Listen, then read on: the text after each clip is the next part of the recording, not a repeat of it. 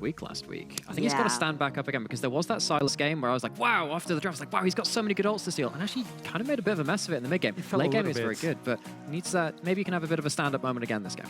Finally get a hold of this champion select. There we go. Trinaman is going to be removed. Do we fancy any picks? Trouble? Do I fancy any picks? Do you fancy any? I mean, I don't know, man. What are Tempt and Haru gonna bring to the market? Because I feel like Diana in the hands of Haru needs to completely be taken away. It is absolutely illegal to be played. I'm thinking Haru Hecarim is also pretty illegal to be played. Then I'm thinking Tempt Vex. Like, there's a lot of things that are going through my head, and I'm like, some of them are gonna go through the pick and ban. Of course, Koki on the red side is something very normal. And I'm like, I'm looking at Bifrost and I'm like, do you want to deal with the Diana or the Hecarim? The answer is probably the Just Hecarim. no more helicopter. I'm so sorry.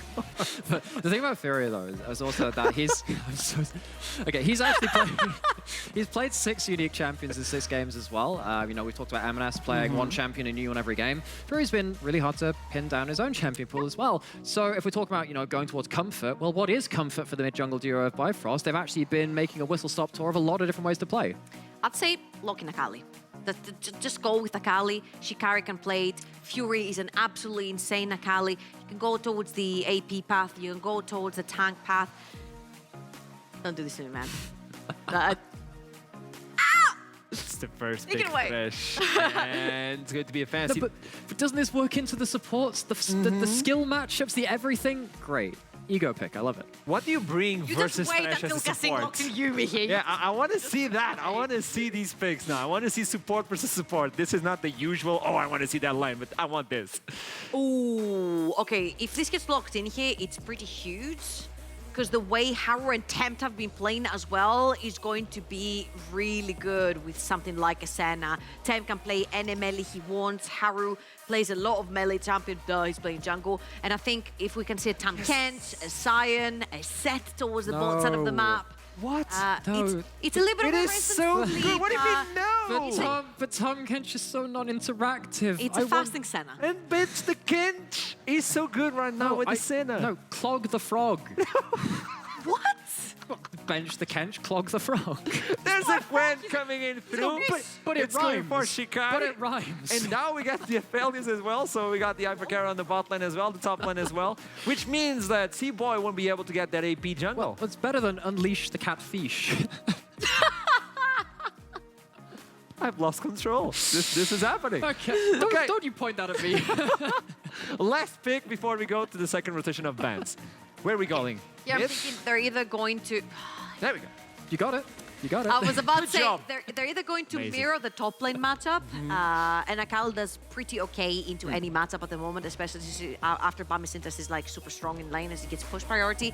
But it can also be flexed from top lane to mid lane, so you get the double flex right here with the Akali. You don't know if she's going to be AP or if she's going to go towards the tank build, but I think when you have a Senna behind you, you 100% go towards a tank build. Once again, flavor of the day, it seems like, is junglers not picked in first rotation. We've grown so used to seeing junglers picked very, very early on. You'd have jungler per plus 80 carry in your first rotation as red side. You can finish up your duo lane in whatever way you picked it on that second rotation, depending on what the first pick is. You can leave yourself a lot of options. So I actually don't know if these junglers are as prepared to have as many bans thrown in the second phase. Of course, we're seeing the Hecarim banned away. We know a lot of teams have relied on that, having that ease of execution, the dive threat, and all this other stuff. But now you're going to have multiple people having their pool stretched more than we have seen in the first couple of weeks. Okay, so I feel like with X7 having the Senna Tam Kench, it's so much easier to pull things like Udyr, Diego, Lee Sin, any melee, you name it, you can play it when you have the Senna because you can create so many opportunities for you. She also keeps you safe.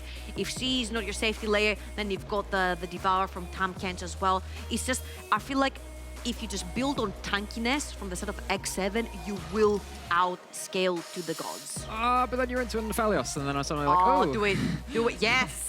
Yes. That's cool. I like that. But like, if you're picking very tanky and not enough playmaking, all you're doing is giving a really nice gold graph to Odie at the end of the game. That's the problem, I feel. Because then you've also got one of these phony front lines. You've got the Gwen who pops the W and says, no, you can't damage with the Senna through this. The Senna can't just DPS me down. In a front to back in that sense, I think you can have a couple of issues. Oh, okay. I was expecting, I got you baited, but this Poppy makes a lot of sense in my opinion.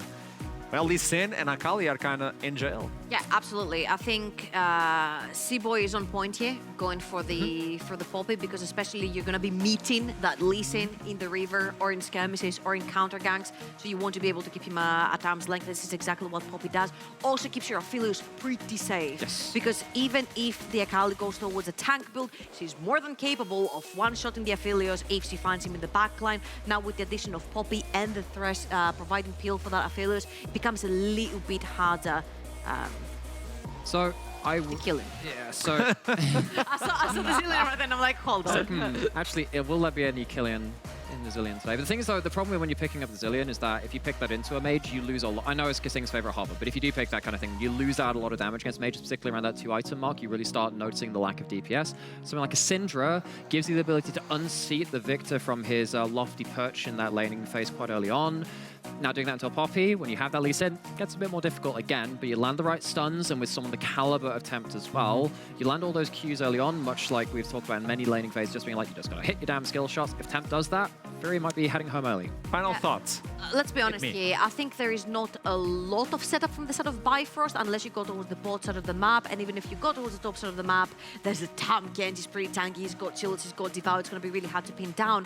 Whilst for X7, I think all of their playmaking is gonna have to come from the top of the map. You've got Lee Sin, you've got Syndra. That duo is unbeatable almost in a 2 versus 2. And you can also play towards your Akali top lane to stop the Gwen from scaling late game. I think X7 have got a pretty good early game in the hands. But if we're going to rely on King Shikari once more, if you have that Gwen pop off and use that W to its fullest extent, this Aphelios has a shooting gallery. There's going to be a lot of damage coming out of Aphelios. If you take the front to back, you've got to make sure you don't give Gwen too many things to immune. So it's time to see this game. This is going to be a good one. We have on one side the Kings undefeated. The other side is a team that is willing to take the throne if they make one single mistake. Don't lose it. Don't blink it. This is going to be a good one. Bifrost versus X7. Kick it away, Costas. Give me the hype. Why are they not going down to the floor? I mean, who knows? The Amphibian, though, did not face Oblivion and has managed to make it in. Yes, I was prepping that one. You know it.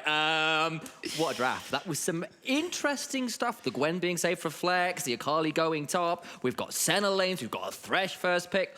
A lot to dissect, a lot to talk about, a lot that was kind of a lot of back and forth in that pick and ban phase there for the two teams. I think just in general, this is two teams. Sothotch. Destroyer of worlds, devourer of breadcrumbs, most evil creature on the That is there to disarm you. It's to make you think it's cute and innocent. Look at those eyes. They are a straight gateway into the void. That thing is here to destroy us It's all. like a goose, you know? They're kind of like... The appearance of a goose is kind of... Don't take it too far. Geese are like the most evil things out there. I mean, That's what I mean, but like, you know, they're kind of random. They're kind of... I think like when I'm looking at a goose, I'm like, I could vibe with that, but like... What's wrong with you? Don't vibe with the goose. No, but that's what I mean, because then when you do it, like, it's one of the most aggressive beasts out there, and they have teeth. How much do they? They have beaks. Do they actually have teeth? Yeah, but they have teeth in their beaks. Oh, I don't think I knew that. That's horrifying. Yeah, okay, well. It's either that or the tongue. There's some horrifying fact about geese and their mouth. That's all I remember. Okay, to those brave enough to Google it, I wish you luck. I will not pretend to be an expert in the anatomy of geese. We're doing it after this game. We're Googling it. Okay, I will be there Googling geese beaks with you after this Brilliant. game. But let's instead talk a little bit about maybe an interesting little level 1 start here. As that is Haru, who started E first as well. Yeah, got it. One auto attack for one auto attack. Pretty good. But Exciting. honestly, to bring the conversation back to what you talked about, Sam, sorry so much for bringing the geese into the conversation. I was there with you. It's fine. Yeah. I think we saw two teams here that finally shows how you adapt in a draft phase as well. Yes. Because I think initially it was some really good picks coming through from the side of X7 where they recognize they have an Aphelios. They want to play front to back. But if we take care of that back line with an Akali and now with a Lee Sin, that's going to be brilliant. We're going to take away their one win condition they have there in the carry. Obviously, there's multiple, but that was the only win condition they saw at that point. And then the adaptation to come through with the Poppy again on Bifrost's side, actually keeping the flex alive on the Poppy and the Gwen, because both can go top and jungle. And then just pairing it up with Fury on a Victor, where it's like, all right, this is safe. This gives us great zoning towards the mid game when he's finally picked up a few items. And it's going to be very nice. So it's going to come down to execution as well between these two teams, because the front to back from Bifrost, if they're successful in kiting back with Victor and Aphelios without the damage threat from X7 to come through, they're definitely going to win the fights. But if X7 can accelerate with their roster or with their drafting in the mid or in the early game, they should be putting themselves ahead of the curve, which should make matters more difficult from the side of X7. And they do have tools to do so. I think the main one comes from the mid lane though, because the other lanes, as you can already see right now, they're struggling just a little bit. Shikari has grabbed the wave management up towards the top side. The level 1 from Gwen is better. And down towards the bot side, once again, double ranged into one ranged and a melee.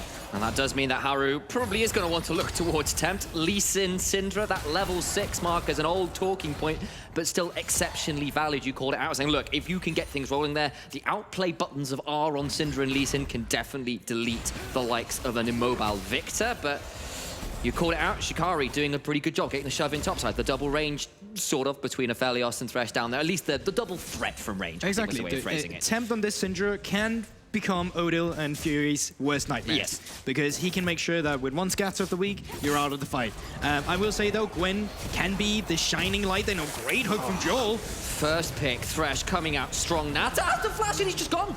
That's the moonshot coming through and that final auto secures it. And Kising had the exhaust available too. They just did not expect the damage on that one.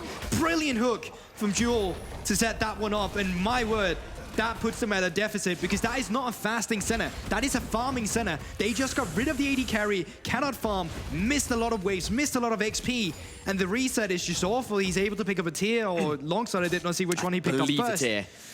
But, oh, that's definitely not what you want to see from the side of X7, especially when we were talking about this bot lane matchup. This bot lane was supposed to be neutral from the side of X7. It was, and so how well X7's bot lane has played thus far. They split great stuff from Bifrost, and considering that was a Thresh first pick as well. I made a note saying, look, I want to check in on the value of this pick in about 10-15 minutes. I don't even need to wait that long. They've got first blood off just some great play on the bot side. I was whispering that to myself as well. When I saw the first 6 bans come out, I was like, it has to be Thresh, because if Kising can grab it on 2, he will. And if Joel can get it first, he definitely is the type of player to get it. And it already shows here in the game why the priority is so high. And it's not only just because it's these players, it's just Thresh as the champion right now, and also with the OPs that was already taken away. And Thresh Aphelios is a lane as old as Aphelios has been in the game, one of the first champions to pair up with the guy, and thus far, how often do you say that with a Thresh, though? Oh, Thresh Lucian when he came out. Oh, Draven, Thresh Draven. What's that, Jinx? Oh, Thresh Jinx. It's almost like Thresh is just one of the greatest support in the game. Yeah, he's pretty good. And he keeps going again. No way! The Lantern in. Main C-Boy gets the easy heroic charge afterwards. That was a slick combo. Hope we get a replay of that one. Brilliant stuff once again, and it's coming from the Bifrost bot lane this time around. C-Boy coming through the lane, I believe, to make sure that he would not get catch off guard by the vision. Brilliant job once again from the bot side of Bifrost. And, you know, we had a lot of questions marked for Bifrost as well. Can they fare when they play the top teams? Because last time they played JDXL, they got demolished. And yeah, they just bringing in with the Lantern. They know there's no flash. Flash again from C-Boy to make sure he's punished up against the wall. He's got Hex Flash on the Poppy, so it won't matter too much in the grand screen. Brilliant stuff. Haru, though. I think they've got it. Surely they do, and that's a hook afterwards, though. Maybe they can get him onto tower for long enough. Haru flashes away. There is no additional tower shot, and he gets the level up as well. Jewel will be around, and maybe now he's actually in trouble. Remember, there's no flash on the Thresh, but nearly finds himself a third kill to his name, well, third kill involvement to his name there, but they do, X7 do rather, manage to pick up a final turnaround in the mid lane. Needed it. It was getting a bit rougher there. Definitely, and it came from the one highlight we talked about in the early game from X7 as well. The Syndra on the mid lane, she's able to gain priority from the matchup into the Victor, just due to the scatter, keeping Victor at bay. It's making it difficult, despite his long lasers, to walk forward. And Haru doing a great job to follow up with a Sonic Wave. And Fury, once again, caught a little lacking. We've had a questions mark towards his early and mid game, but historically has always shown up in the late game, so it's not lights out for him just yet. Yeah, well played there from X7 to get a hold of that. I mean, nearly exceptionally well played from Duel, as we called it out. As it stands, though, a much better early game from Bifrost. It was really proactive in their early weeks. They managed to get a lot rolling last week. Got a little sloppy. You heard Nightmare talk about it on the desk, saying he wanted to see some more proactivity in the early game. Thus far, so good, but I do need to see the likes of Fury, as you mentioned, not give away too many of those, especially into the likes of Tempt and Haru. I mean, the thing is as well, like, proactive victory in the early game doesn't really When you're exist. sure, I grant you. So Rather let's give him don't die that to one. Syndra Exactly, release that is the one instead, right? So it's more like just playing the matchup. And now, bot lane has gained priority, mid lane has just gained priority as well from the side of Bifrost. I wonder, are they going for Drake, or are they trying to set up a dive here? Because Tahm Kench is still only level 5, which means they cannot get anything. And this is brilliant, because they don't even need to get kills. They just once again need to zone Nata and Kasing away from the bot lane. Look at the amount of plates that Odie has already picked up. It's the red and white gun. He's got 3,200 compared to Kasing's 2,000. Here we go again, try to get a pick in mid lane. Now C-Boy, though, is there to try and turn it around. That's the back of it in terms of the damage from that Scout of the Week. In goes Haru, there is no steadfast presence. Haru dies to tower. No, he doesn't! He gets alive, what's the HP? Somebody tell me the HP. And if there's one duo you can always count on X7, it's the world champion and his body in the mid lane Tempt, keeping the game alive. It's a disastrous early game, or at least that feels like it for X7, but look at the gold. It's almost that even, despite Odie getting so far ahead. He lands another hook. There's the Flay. Oh, no. Nata gonna have to flash out. Does land the last embrace, but that's another summoner burn. And Duel just heat-seeking with these death sentences. And that's what's keeping this game close right now. It is only a few hundred apart, but the mid-jungle of Bifrost fell short again in the mid lane, whereas X7, that bot side, Duel and Odie doing so well to keep the pressure on there. Oh, this is a brilliant game already. We've only passed 8 minutes, but it always feels like the action is intense. No objectives have been taken in the early game. We have reached the 8-minute mark, so Herald has just spawned. So you can see on the minimap right now, Sam, Joel is finally roaming up. Seems like he's teaming up with C-Boy, trying to see if they can gain some control of the top side. But this could be good for X7, because without Aphelios, they still have the duo of Haru and Tempt, which is the strength of X7 and their weakness over in the side of Bifrost, with Fury and C-Boy not being able to equalize against them. But with this priority from Jaeger, with the priority from Tempt, it is X7 who's starting up the objective first. They have brought in Nata as well, so I think this Herald will just go over to the side of X7, but at what cost over on the opposite side of the map? Remember, Aphelios already took 3 plates with Severum, Crescendi Muthro, Onslaught on courtesy of Severum. With all the chakrams flying, towers disappear. I think he's going to get the easy shove in here. Look at how low that is. He hasn't got either Severum or Crescendo, but he'll at least be able to get another plate here, and that is 4 pre-10 minutes. He might even get the whole tower here, honestly. Yeah, get the wave clear with the Gravitum, can just prop the Q. Next wave should be coming in, and I wonder if Nata can stop him here. You can take a look at the minimap. Jewel is making his way back, and as you said, 2 levels. Okay. Finally takes over to 6. I was getting like, that's a bit nerve. Like, you walk up there wrong, you get in a lot of trouble. Observers, can we once again just highlight the goal real quick? Because that is 4,700 for the Aphelios against the 2,600 on Nata. 10 minutes into the game, it's a 2k advantage for Aphelios. Up towards the top side though. Gonna try to dive in, but C-Boy's in and turn it around. So much damage, and Shikari's alive. Brilliant. No way, he doesn't even burn down. That's 2 near-miss escapes. Dawning Shadow sticks him straight in the grave though. Man, the king almost stood tall in his top lane castle, but Nata able to equalize the score a little bit, hitting up 6, picking up that Dawning Shadow. But despite that, with Herald going over to X7, they did not manage to pick up a turret. Haru got shot down, and it was a kill over to the Gwen as well for Shikari. So gold lead has just grown in the favor of Bifrost now. And while Haru and Tempt have done well, the fact is coming at the expense of C-Boy now with a couple, one excellent gank, one excellent counter gank. You've got that Aphelios that is monstrously far ahead. Monstrously far ahead. Like, the gold is in the right places for Bifrost. They've got the ability to continue snowballing. They just need to make sure that this Lee Sin and Syndra can't continue to be a thorn in their side. Okay, so let's get into the decision-making of both teams right here, because Bifrost has opted in to push their top lane, or their bot lane up towards the top lane, because they want to get more plates. They want to funnel as much as possible into this Aphelios. This does leave the Drake open on the other side of the map, so they're trading away objectives, but look at how favorable the trade has already been. And here's C-Boy, he's channeling the Hex Flash. He's going to come straight on over. That's the heal, though. That's the Moonlight Visual to boost 1-for-1 right now. It's actually Haru taking the dragon that made me a little bit confused. Nata's still alive inside the Black Mist, staying alive for now. Auto. The teleport, I believe, got cancelled from Tempt. That must have been Victor, and they get the kills without any support being able to turn up. Red and white, how much can Odie get here? Here's the turret down. The whole turret. Oh my god, this is just going to be disastrous. We're 11 minutes into the game, and Odie, he's going to be able to pick up 10 plates for himself. the gold lead is going to absolutely blow up. Look at that gold lead. That's without the tower falling. He is a solid 3,000 gold before picking up this final turret. Severum Crescendum turns up at the right moment to make it even worse. Haru picks up a plate in bot side, but that is a minuscule silver lining, though. C-Boy may have gone too deep on this Raptor cap, though. Takes a lot of damage, knocks people out with the Keeper's Verdict, but a scan of the week after an unleashed power means that Tempt picks up a kill on the over-eager jungler. Yeah, C-Boy, he saw the Haru was down towards the bot side. He thought to himself, oh, I can easily pick up the Raptors.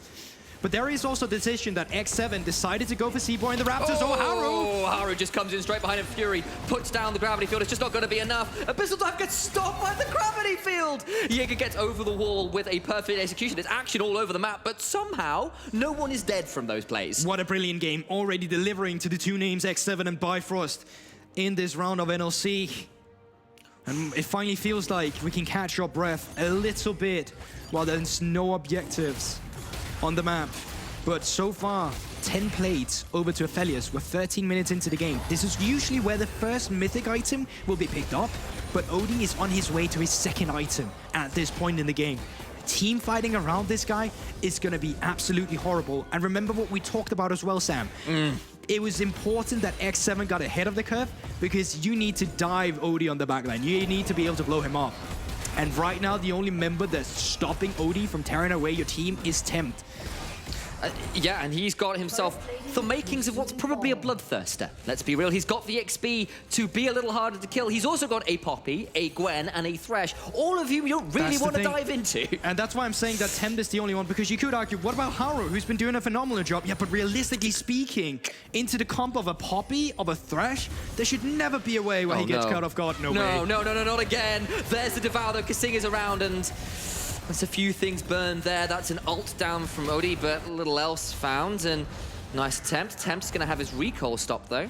And remember, again, Fury did manage to prevent the teleport top side, which was a nice little play. We did saw it off screen earlier, so definitely been a thorn in Tempt side here and there, and it is a 3,500 gold lead right now for Bifrost. It is, and important to notice is that Jaeger as well, he's actually not going for Chem Tank. He's going there for Riftmaker Akali here for these fights where he knows he's going to be dealing with a front line in the beginning, but that's going to make matters a little bit more difficult in one-shotting Odie immediately, but we'll have a look at it. It is obviously still Akali. Her base numbers are through the roof when she comes down to it, but Odie and Jewel. Oh, so threatening, and they just can't force this Aphelios off the turrets. He's got Crescendum, he's got Nata down to half HP, he's up that level, and at half or so still, he throws down the Sentinel turret. Haru is around, thinking about going forward, forced to flash away from the Abyssal Dive. Now Jewel is in trouble, throws down the box. Nata gets chopped though by the wall. C-Boy is here so goddamn fast. Jaeger now coming across, does have perfect execution, but I don't think they'll find too much more. And X7 ward off the dive, they keep their mid lane turret alive, but that was a mighty tense experience for all involved. Yeah, but I feel like that was a little bit sloppy from both sides as well. You can see Joel showing that he's still human a little bit with a little bit of a Yellow Star impression there, but no, as long as dirty like that. Yellow Star's long gone, mate. Stop. He's not even here to defend himself. What is this? Hey, that's the luxury of being a caster, isn't it?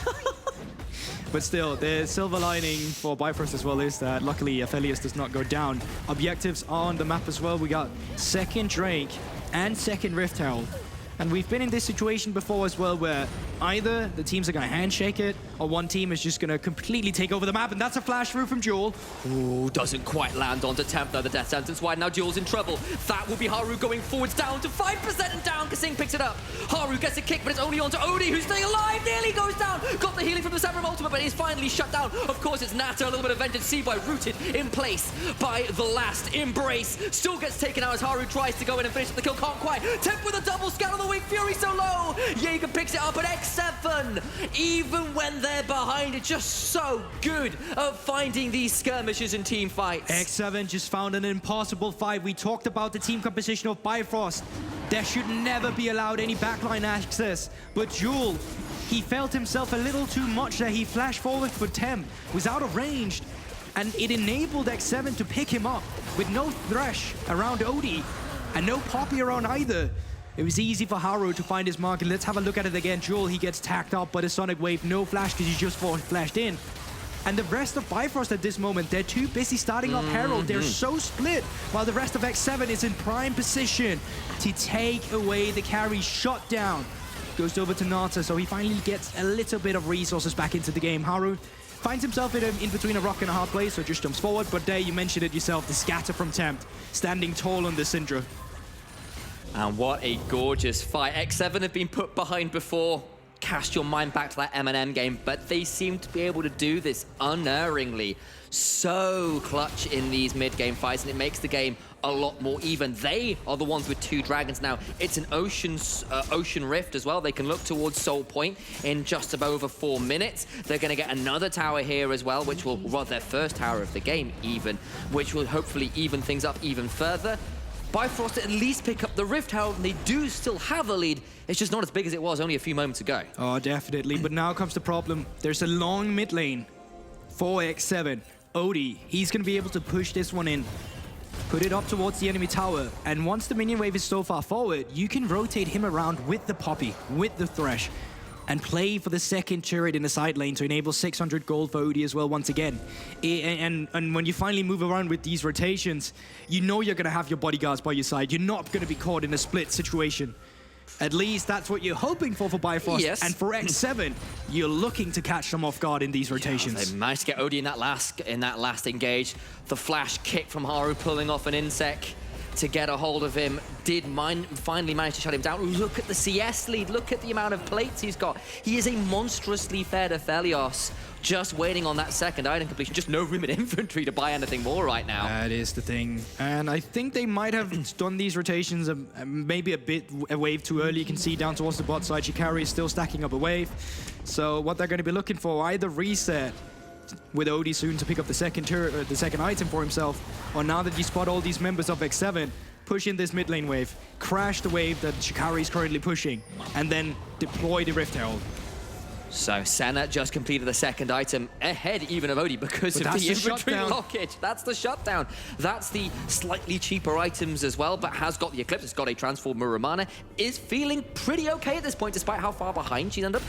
She's there. She's got enough utility at this point to be useful. She will scale as she gets more souls. And bluntly, when you've got the Akali and the Syndra with Haru as well, even at this point, still doing enough burst damage, X7 are feeling okay coming into this soul fight. That's the thing, and it's not only just about the AD carries, it's also the fact that right now on the side lanes, they're actually winning out. You can see they have 2 turrets now from the side of X7. Granted, they did not get plates with these turrets, right? So not the same value.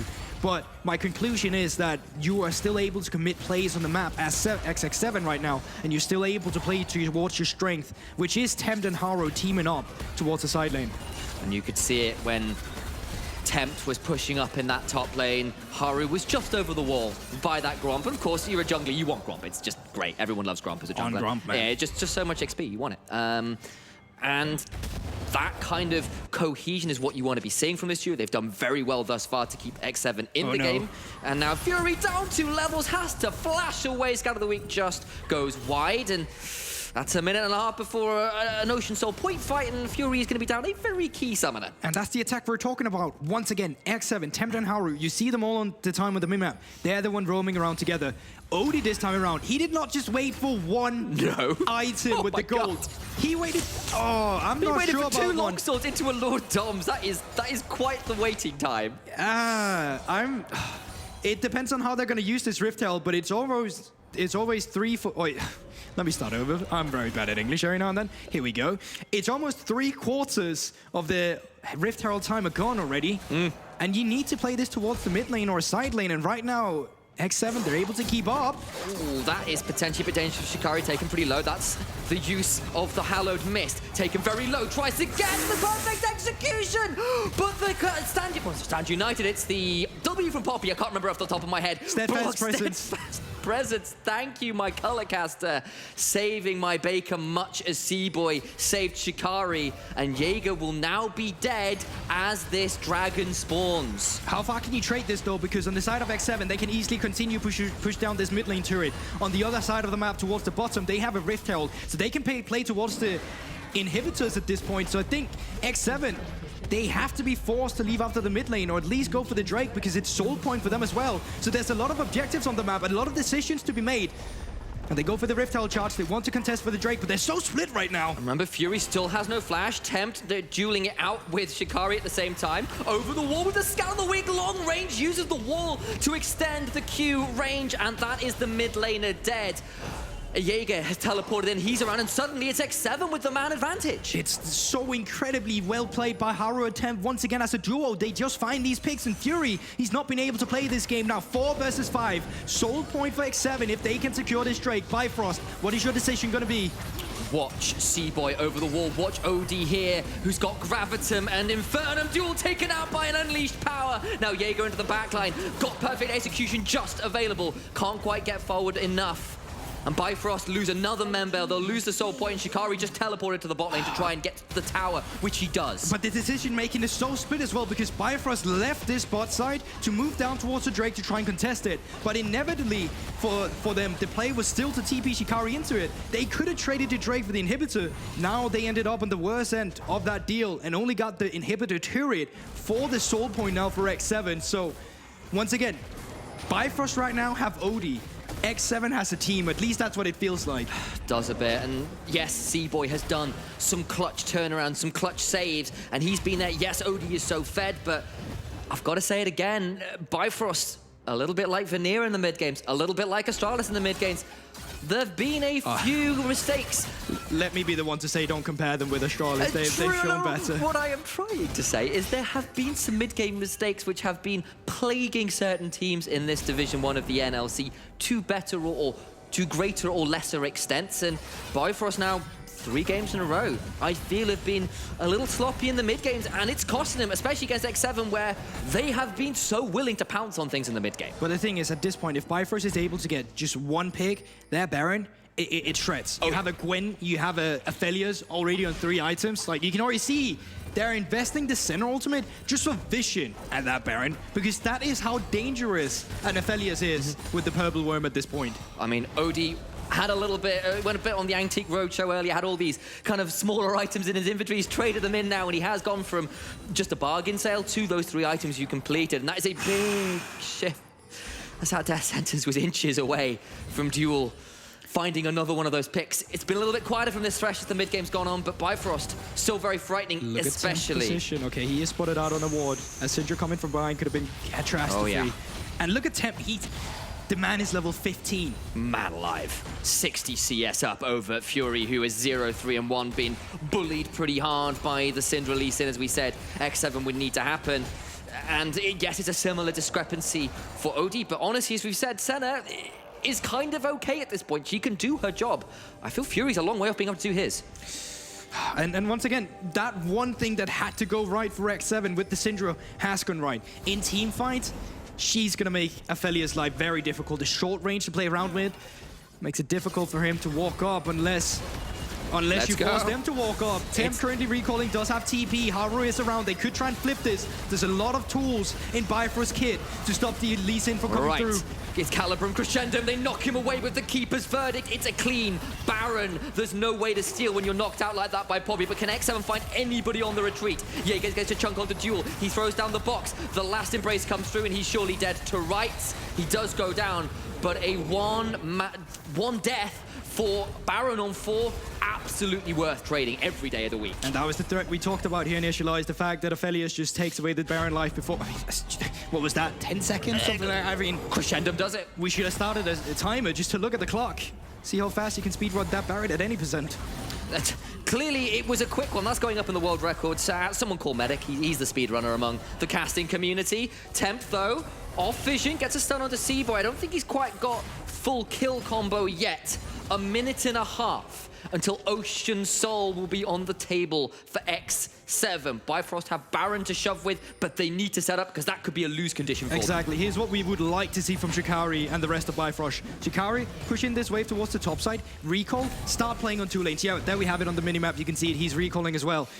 Push in the mid lane with a unit around OD, make sure that no one's getting picked off, and then get the priority as well down towards the bot side with Shikari, with the Gwen, with the Baron buff, and then just say, screw top lane, the lane is so long. Tempt. It's so close. The hooker come through. Oh my days. It is an absolute thriller out here. It's looking more like a horror movie by the second. One pick could change everything here.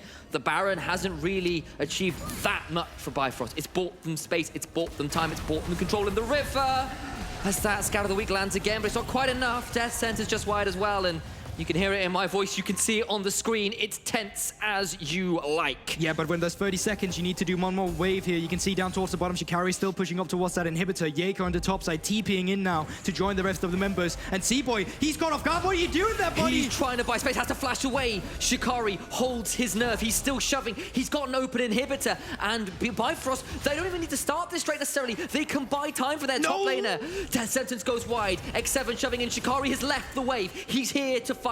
They want to fight this, but look at C-Boy down to half HP. Haru is off vision behind them. There's a kick available. That control ward is going to block vision. He's still here. He's going to throw out the Sonic Wave. Dragon started by X7. Watch for Odie. Watch for C-Boy. Watch for what could be the final deciding fight of this game. Gravitum Ultimate could be a thing to set up the teammates as well. There you can see he's holding on to it. C-Boy into the back of the pit with that Hex Flash. The Keeper's Verdict coming out. Will he knock out Jaeger, who's gone into the back with the perfect execution? Who's knocked away? It is the jungler. Haru is gone. The Scout of the Week secures C-Boy in trade. It's a 1-for-1 right now as Jaeger's gone too deep. Infernum does so much damage, and that 1-for-1 absolutely favors Bifrost. They hold on for now. They're teleporting in. Remember, that inhibitor has fallen to the wave, and they're losing so much HP on this Nexus Tower to boot. Bifrost outplay it. Yeah, exactly. Great setup from the bot side there with Shikari on the waves. I will say though, Bifrost, they were really caught lacking with the mid-wave setup. When you have Baron, X7 and Temp, they should not have been able to get that boy. C4, he went too far forward. Because of this, they suddenly coming into a very dire situation where X7 had a lot more room to play around with. Haru was allowed a position to flank. But as you say yourself, they trade 1-for-1. The Drake goes over to Bifrost, but this was what you were able to do with the Baron buff. Remember, it was not like you completely took over the game. Granted, now you have an inhibitor, and that's good to play for. You can leave bot lane alone now. You can play for 2 lanes instead. Keep the bot lane and the mid lane, rotate them up towards the top side afterwards. Try and take a little bit control of the game. And once again, for the love of God, keep tracking off Tempt, because he's the man that can disrupt your entire game plan. Speaking of that, man, he has been taking names all game. He'll be looking to take a few more because he's got himself a death note in inventory. Sorry, I mean a Medjai's. Nightmare has been getting to me. 10 God damn it. stacks already. That Dark Seal converted. 4 items on the Syndra. Tempt can absolutely win this game as Jaeger doesn't quite fall down to C-Boy trying to get that charge into the wall. But here comes the movement first. Bot lane pushed in mid lane. Now they're scattering control in the red side jungle here. You still need to be careful. We can see it's Bifrost making the moves first, and they should be able to take care of this turret as the Decline goes a little bit back and forth. A little bit skew-if. PowerPoint montage. Yeah, it's feeling like those LCS montages. Sonic Wave That connects. is some unusual stuff. That's I'm going the to hook. try and... This is like, you Red know, turret's destroyed. This is someone dying, there's fights going on. Okay, and Nato in the back line. Yeah, this is exciting. I feel like people are probably dying here. Great but zoning here from the side of them. This is great. We've got ourselves a beautiful freeze frame and no idea who's dead or not. This is certainly an exciting freeze frame. Oh. Oh, No. no, No. no. We're not lagging, we're just watching the game lagging. We're kind of like interpretive casting. This is this is an artwork right now. What It you're is. witnessing. It's a pastiche. Exactly. This is like a, what would you call this? Like a... Stop motion League of Legends. Stop motion league. Look, I knew there's a new Wallace and Gromit movie coming out, but I didn't need to have this at the NLC Div 1. They got the tower. I don't believe anybody What happened? died, so we'll take that as that was all that happened, and we're okay now. Okay, Odie by himself in the mid lane. Watch out, buddy. Your Thresh is on a reset timer. boy. Your Poppy's resetting too. Don't do it. Tempt is level Odie, 17. don't do it.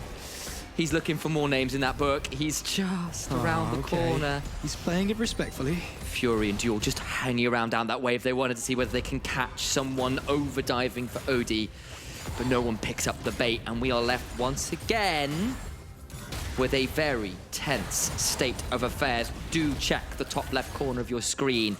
2 minutes, just sub that until another Ocean Soul fight. Let me take your attention to the right and top left corner as well. Important. Yeah, no, that's because fair. Baron is spawning right now as well. And while I do agree, Sol is a brilliant objective as well. The purple worm might be gathering these players' attention just 2 minutes before the Drake. Absolutely, the call to battle is being sounded, and we do need to do check-in on some of those items. 3 items on Gwen, 3 items on Jaeger's Akali.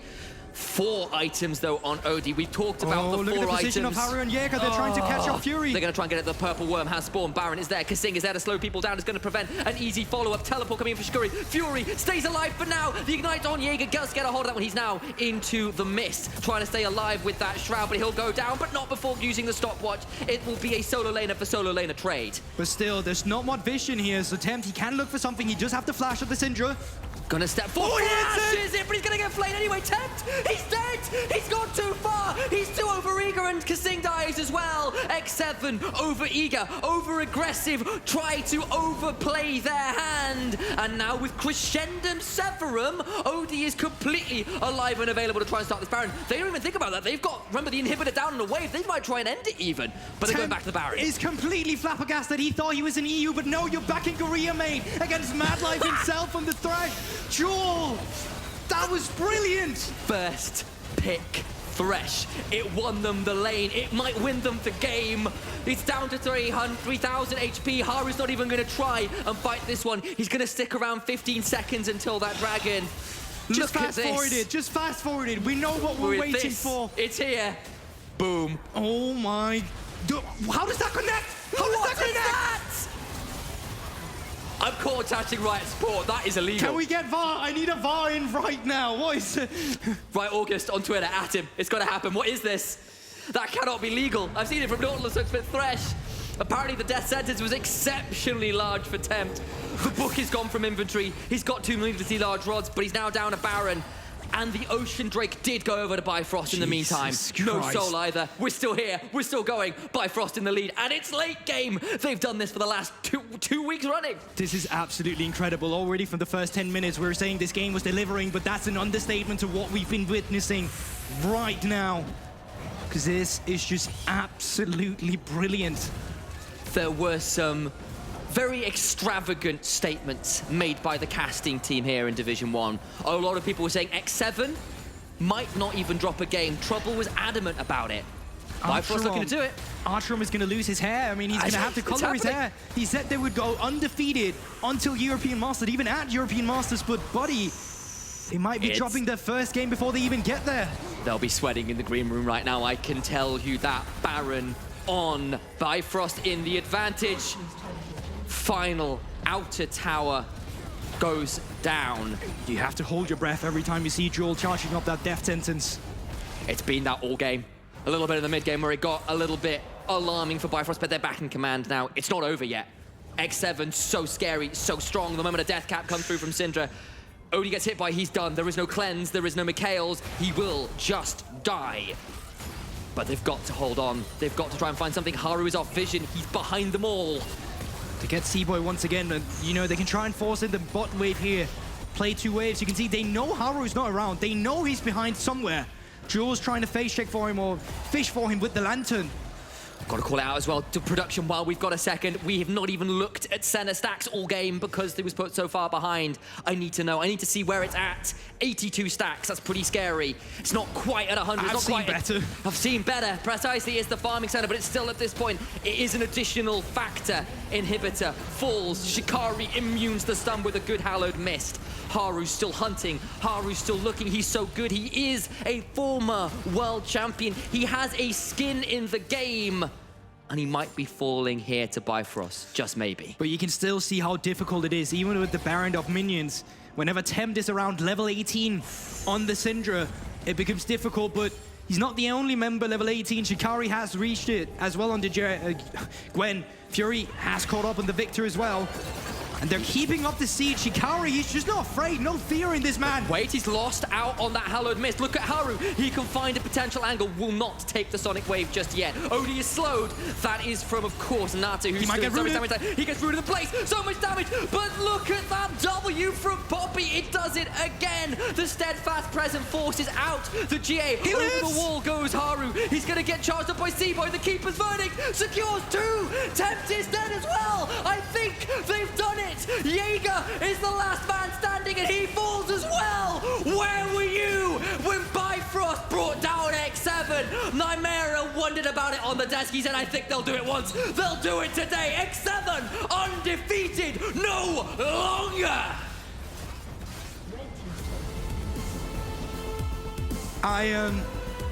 I'm lost for words. I am happy to have been able to witness this game.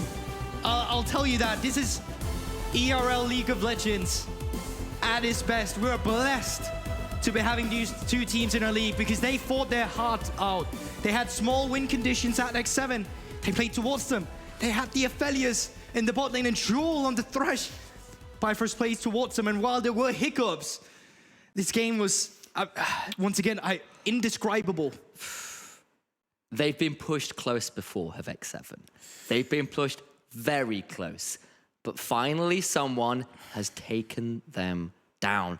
Bifrost tie with X7 at the top of the standings. JDXL could maybe tie later on. We could have a 3-way tie for first at the end of today.